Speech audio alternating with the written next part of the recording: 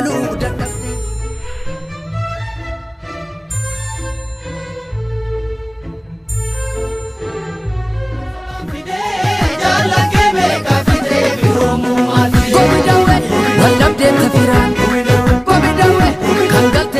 Onnee sabaa seenuun baay'ee ulfaataadha. Onnee sabaa akkuma laayyotti lafaa ka'anii utaalanii akka tiisisaatti seenuun hin danda'amu. Garuu onnee sabaa keessaa bayuun hedduu salphaadha. Akkuma tiisisa yeroo aanan keessa bu'e fuudhanii darbatanitti nama dogongora yookaan badii tokko yoo dalage onnee sabaa keessaa akkasumatti fuudhanii badhetti darbu. Ashamaa harka fuunee ilmaan Oromoo eedila addunyaa kanarratti argamtan hundi keessan bakkuma jirtanitti nageenyi koo kan kabajaa isin haadha qabuun isiniin jedha. Aan mootii miidiyaadha. Warroonni chaanaala kanaaf haaraa taatan subscribe gochuudhaan maatii keenyatti dabalama. Kan ormaan dura maatii keenya turtan like share gochuudhaan nu jajjabeessa. Guyyaa har'aa oduu addaa waa'ee Caallaa Bulteemee isiniif qabadhee dhiyaadhee jira. Hanga xumura sagantaa keenyaatti nu faana turaan affeerraa keenya yeroo hundaati. Caallaa Bulteemee kaleessa maal ture? Har'a hoo maal irra jira? Caallaan dhuguma rasaasaan dhaamee du'e moo madaa'ee mana yaalaatti yaalamaa jira? Wanta jedhu waliin ilaalla. Akkuma beekamu Caallaan Oppidiyoo keessatti dhalatee Oppidiyoo keessatti kan guddate yeroo ta'u Oppidiyoo wajjin deeggarsa cimaa waliif godhee biyya keessatti yeroo jiru Oppidiyoo wajjin hojjechaa jiraachuu sabni guutuun ni beeka. Haa ta'u malee Caallaa Bulteemee gaafa roorroon itti dhagame, gaafa waa'een sabaa itti dhagame keessi isaa madaa'e Oppidiyoo ganuudhaan Oppidiyoo jalaa bahee qabsoo Oromoo adda bilisummaa Oromootti Eertiratti dabalamee waggoottan 5 hanga 10 dutti abaa'oo waliin yookaan adda bilisummaa Oromoo waliin qabsoo bifa garagaraatiin gochaa ture. Caallaa Bulteemee qabsoo hidhannoo irra darbee walaloowwanii fi wallee garagaraatiin ummata Oromootitti onnee horaa nama turedha. Haa ta'u malee yeroo muraasa booda Caallaa Bulteemee galiiwwan garagaraa magaalota adda addaa irra deemee sabaaf dhaaba kanaaf akka funaanu erga irratti walii galanii booda Caallaan Bulteemee gara magaalaa Johannesburg Dabuub Afrikaatti ergame. Erga South Afrikaa galee booda Caallaan Bulteemee kaayoo ergameef dhiisee dhimmoota garagaraa keessa seenuudhaan shamarran biyya sanii wajjin bilginnaa garagaraa irratti hirmaachuu akkasumas ashiisha yookaan diraaga fayyadamuudhaan ilmaan Oromoo biyya South Afrikaa keessa jiraatan irratti shiraa fi wantoota garagaraa xaxuu eegale. Caallaan Bulteemee erga haala kanaan ture booda yeroo gabaabaa keessatti lubbuu ilma Oromoo tokko galaafachuudhaan diinaan walii galee mallaqaaf jecha obboleessa keenya mucaa dhalataa Jimmaa lubbuu isaa erga baasee booda poolisoonni naannoo sanii poolisoonni Dabuub Afrikaa jechuudha erga to'annoo jala oolchuudhaaf Caallaa Bulteemee barbaaduu ergalan achirraa baduudhaan gara biyyaatti deebi'e. Gara biyyaatti deebi'uun isaa Oromoo hedduu dallansiise. Ummanni Oromoo bakka argametti Caallaan haanuuf ajjeefamu yookaan haanuuf to'atamu to'annoo jala nuuf haa oolu jechuudhaan ummanni Oromoo biyya keessaa fi biyya alaa hiriira gochuudhaan Caallaa Bulteemee akka seeratti dhiyaatu gaafatan. Caallaa Bulteemee dallansuu ilmaan Oromoo garanaa iddoo hundaa irratti godhan kana kan hubate qalbii horachuudhaan bilchiginnaa jalatti galee bilchiginnaa wajjin hojjechuu malee falli biraa akka isa hin baafne hubate. Bilchiginnaa wajjin yoo hojjete bilchiginnaan rakkoo kana keessaa isa baasuu akka danda'an hubate. Falli inni qabu guddaan kana tokko qofa ta'ee itti mul'ate. Kanaan booda Caallaa Bulteemee guutumaan guututti bilchiginnaa jalatti galee bilchiginnaa wajjin bilchiginnaa jijjiiramaa jechuudhaan jara wajjin hojii eegale.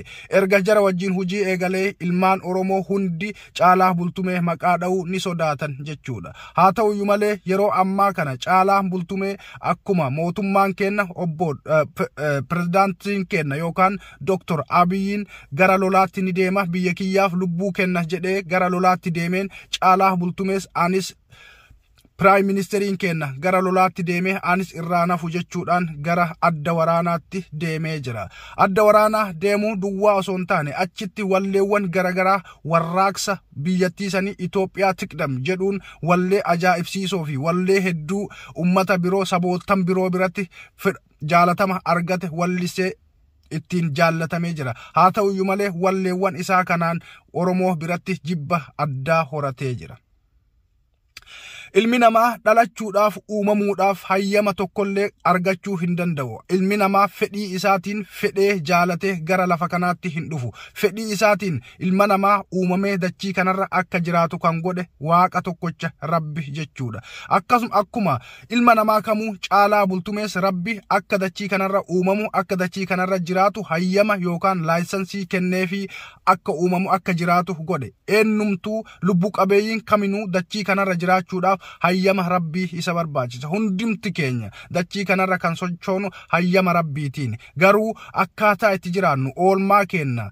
Akkaataa itti sabaan walii gallee sabaaf sablammootaan walii gallee saba irraa baanee wal jaalannee wal kabanyee jiraannu kan murteeffatu nuyi mataa kenna. Caallaa Bultumee baroottan dabraniif ummata Oromoo biratti onnee ummata Oromoo keessatti hedduu jaalalaaf kabajaa qabaachaa ture. Haa ta'uyyuu malee yeroo ammaa kana waalamaan ummata Oromoo keessaa jibbamee onnee sabaa keessaa bahee jira. Inni jalqabaa South Africa keessatti mucaa miskiina mookaan mucaa waa tokko hin beekne ka siyaasa adda keessatti harka hin qabne ajjeesuun isaa Oromoo biratti akka jibbamu godhe. Inni lammataa akkuma galeen bilchiginnaa jalatti kufee ilmaan Oromoo irratti duula garagaraa jechoota fokkisoo fi wantoota garagaraa oofataa jira. Kun onnee ilmaan Oromoo keessaa Caallaa Bultumee akka bahu wantoota isa godhe keessaa isaan muraasa.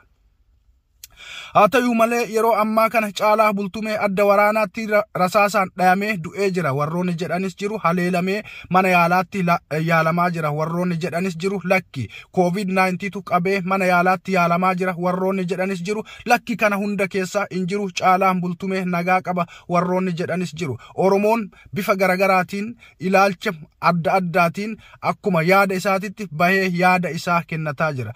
Akkuma ta'ellee haa ta'u ilmi Oromoo Oromoodhaaf du'a hawwuun bu'aa tokkollee hin qabu. Du'a waliif hin hawwinu. Caallaa Bultumee abbaa fedhe deeggaruu mirga qaba. Abbaa fedhe wajjin haa jiraatu. Saba Oromoo irratti duula yoo hin goone, saba Oromoo yoo hin ajjeefne, saba Oromoo irratti miidhaa garagaraa yoo hin geessifne abbaa fedhe deeggaruu mirga qaba. Kana hundi keenya amanuu danda'uu qabna. Ammaan dura deeggaraa abaa'oo duwwaa osoo hin taane hidhataa abaa'oo ture. Adda waraanaa hundatti meeshaa waraanaa qabatee kallattiidhaan iddoo lolaatti argamaa ture. Eertiraa fi hanga South Africaatti dhaaba Oromoo adda bilisummaa wajjin qabsoolee garagaraa godhaa ture. Har'a fedhinnaa isaatiin carraan inni qabu ilmaan Oromoo natti duulanii jiru. Dogongora andalageen ilmaan Oromoo na dhiisaa hin jiranii jedhee dhiifama gaafachuu irra dabree dhiifama otoo hin gaafanne bilchiginnaa jalatti galee karaan na baasu isa kana jedhee filmaata mataa isaa filatee bilchiginnaa wajjin jireenya isaa jiraataa jira. Yoo jireenyi karaa sanii isa baasa ta'e haa jiraatu. Duulli garagaraa irratti godhamuun akka nama tokkootti barbaachisaa miti jedheen amana. Caallaa Bultumee namni tokko paartii fedhe deeggaruu mirga qaba. Mirga isaa uumamaa irraa mulquun barbaachisaa miti. Garuu ilmaan Oromoo irratti duula inni godhuuf hanga dandeenyetti isa dura dhaabbanna.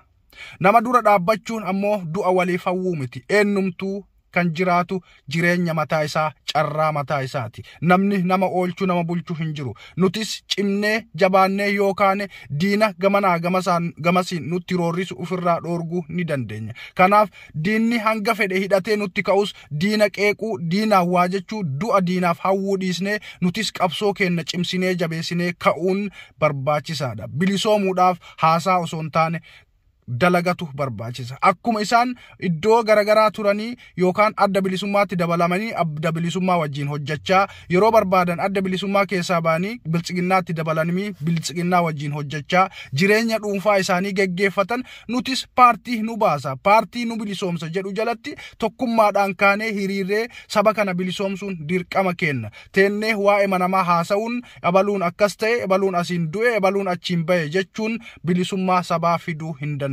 Sabaaf nama saba keessaa bahee paartii fedhe deeggareef du'a hawwuun hedduu barbaachisaa miti. Sababni isaas kan nama uume Waaqa, kan nama ajjeesus Rabbi waan ta'eef jechaadha.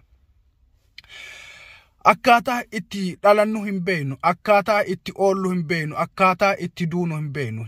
Dhuma keenya hin beeknu waan ta'eef dhuma namaa murteessuun hedduu barbaachisaa miti. Dhuma namaa kan beeku Rabbi tokkocha qofa. Kanaaf Caallaa Bulteeme abbaa fedhe deeggaruu mirga qaba. Nuti waa'ee isaa haasa'urraa osoo gabaabannee hedduu natti tola. Caallaa Bulteeme dhayamee jira, mana yaalaa jira. Warroonni jettanii haasaa garagaraa gootan gaa dhayamuu baatus gara fuulduraatti dhugaan jirtu ni baati. Amma waa'ee miidiyaa irratti deemaa jiru amanuun hedduu rakkisaadha. Walumaa galatti Caallaa Bulteeme bakka jiraatillee jiraatu dhayamuu baatus dhuma irratti dhugaan jirtu ni baati. Wanta ta'eef saba burjaajessurraa osoo of qusanne hedduu natti tola. Ilmi namaa erga jiraate paartii kamittuu makamee paartii kam wajjinuu yeroo hojjate gaafa dhugaan isaaf galte gara paartii haqaatti gara dhugaan jirtutti deebi'uun isaa jallachuun isaa waan hin oolledha. Kanaaf paartii dhugaan sabaaf dalaga jennu jala hiriirree dhugaa haa mul'isnu. Nama ajjeesuu namarratti wanta murtii hin taane murteessuu dhiisne haqaan haa hojjennu. Gaafa nuti haqaan hojjenne sabni kamuu yookaan paartiin kamuu yookaan namni kamuu nu jala hiriiruu danda'a. Dhugaan jiru kanuma. An kan isin wajjin ture mootii miidiyaadha. Warroonni chaanaala kanaaf haaraa taatan subscribe gochuudhaan maatii keenyatti dabalama. Kan armaan dura nu faana turtan share gochuudhaan nu jajjabeessaa. Viidiyoo biraatiin yeroo biraa walitti deebina. Tokkummaa uummata Oromootiif hawwee jira. Bilisummaan yeroo dhiyootti ni dhuftin yaada jedhu qaba. Hanga xumuraatti na faana turuu keessaniif horaa bulaa deebana. Viidiyoo biraatiin yeroo biraa walitti deebina. Bye bye. Wali firmanne tokko haataanu mee tokkummaa lammiikoo ilmaan booran bareedumaa Oromoon tokkummaa ilmaan booran bareedumaa Oromoon tokkummaa.